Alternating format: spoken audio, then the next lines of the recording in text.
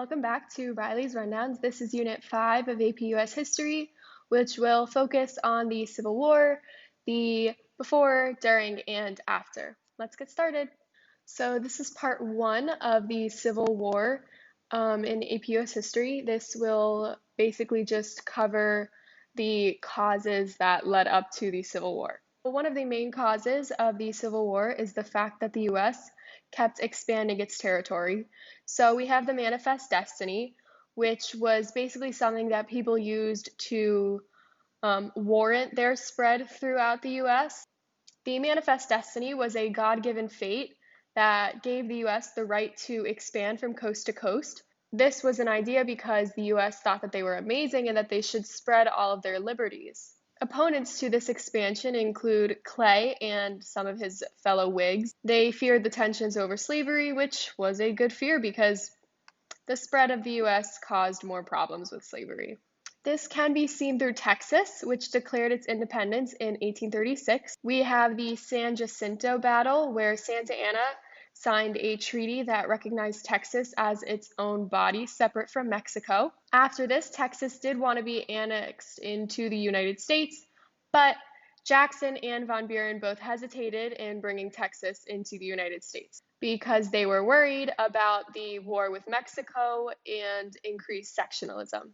The annexation of Texas into the United States was an issue that was highly discussed in the 1844 election. Polk fully supported the annexation of Texas, and eventually it would be admitted in December.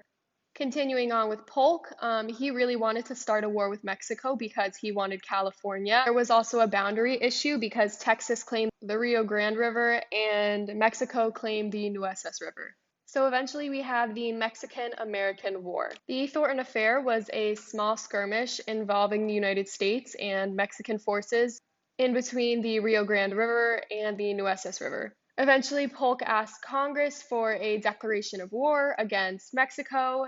This war was longer and harder fought than the US was originally expecting. Eventually, Nicholas Trist created a treaty with the Mexicans.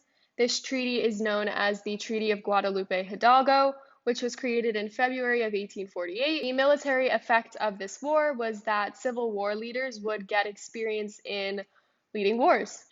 Another state that was brought in was Oregon. Oregon had a joint occupation with Britain. The US and Britain created a treaty with the 49th parallel separating the British and American territory. This was called the Oregon Treaty. Next, we move on to the sectional debate.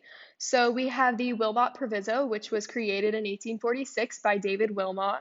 He introduced an amendment to the bill saying that slavery would not exist in any territory that was gained from Mexico.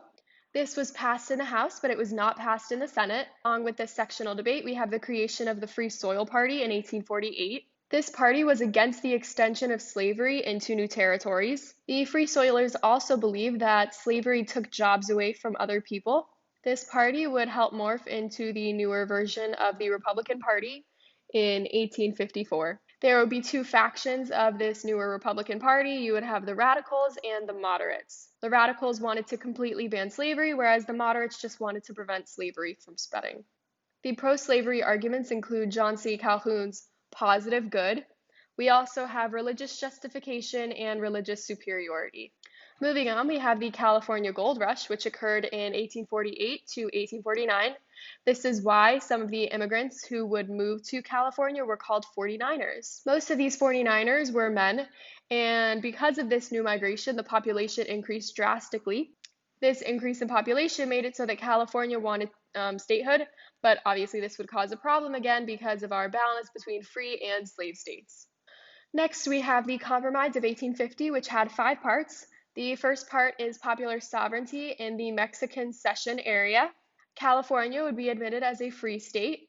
The Fugitive Slave Act of 1850 would become a more strict fugitive slave law. The slave trade would be outlawed in D.C., and Texas would be required to pay money to relinquish some of their land in this dispute. We also have the personal liberty laws, which were passed in the North. This prevented the northern states from getting involved in runaway slaves.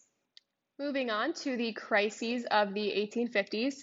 There was an increase in tension between the North and the South because the North opposed the Fugitive Slave Act and this led to the personal liberty laws. We also have the Gadsden Purchase, which was where the U.S. purchased land from Mexico to be used to build a railroad. Because of the Gadsden Purchase, we have the Kansas-Nebraska Act. The North also wanted a railroad, so they proposed a popular sovereignty area in Nebraska, and in return for the creation of Nebraska, Kansas would be created. Next, we have Bleeding Kansas, which occurred from 1855 to 1861. This was where pro and anti-slavery people would go into Kansas to vote to decide if Kansas would be a free or slave state. As resistance grows, we have the caning of Charles Sumner in 1856.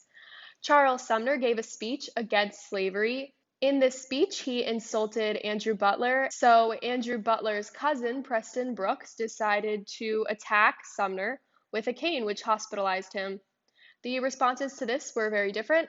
The North was outraged by Brooks, but the South saw Brooks as a hero. Next, we have the case of Dred Scott v. Sanford in 1857.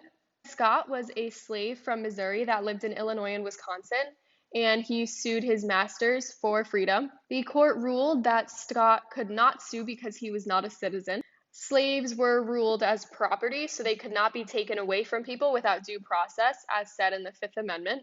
This also said that Congress could not eliminate slavery in certain territories, which directly declared that the Missouri Compromise was unconstitutional. Next, we have the Lincoln-Douglas debates.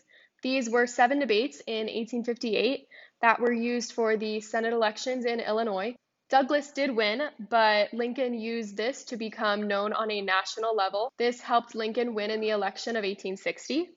And the election of 1860, where Lincoln won, was a direct cause of the secession of South Carolina.